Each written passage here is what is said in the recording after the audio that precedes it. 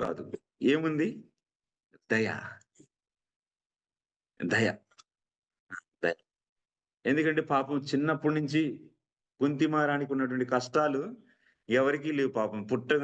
యువావస్థలోనే మొదటి కొడుకుని కోల్పోయింది. అంటే కోల్పోవడం అంటే తను పెంచలేకపోయింది కదా! కర్ణుడికి జన్మనిచ్చింది ఏదో కుతూహలంతో.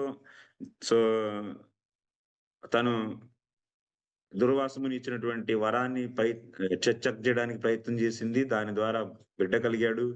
బిడ్డని తను పెంచలేకపోయింది. కనింది గాని పెంచలేకపోయింది. సో, ఆ విధంగా ఆ తర్వాత భర్తను కోల్పోయింది. ఆ తర్వాత తన వాళ్ళైనటువంటి కౌరవులు ఎవరు గూడా తనకి సహకరించలేదు. కొడుకులతో ఎప్పుడు అడవుల్లోనే తిరిగింది. తర్వాత ఎంతో కష్టపడి రాజ్యం సంపాదించుకొని రాజ్యాన్ని వాళ్ళు ఏలుతూ ఉంటే మళ్ళీ వాళ్ళని మోసం చేసి కొడుకుల్ని అడవులకు పంపించడం జరిగింది. సో, కొడుకులు అడవుల్లో తిరగటం అది బాధే. అలా 14 ఏళ్ళు వాళ్ళు వనవాసం జేశారు. ఆ తర్వాత యుద్ధం జరిగింది. కొడుకుని కోల్పోయింది. మనవళ్ళని కోల్పోయింది. అందరిని కోల్పోయింది. తన వాళ్ళనుకున్నటువంటి ఆళ్ళందరిని కోల్పోయింది. అన్నీ కష్టాలే పాపం. సో, అందుకనే తనేమంటుందంటే, మీకు నా పట్ల దయ అనేది ఉంది.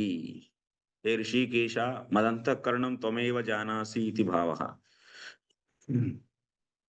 అహం చ తథా మోచిత కింతు సహాత్మజ ఇతి. నా పట్ల మీకు విశేషమైనటువంటి దయ ఉంది.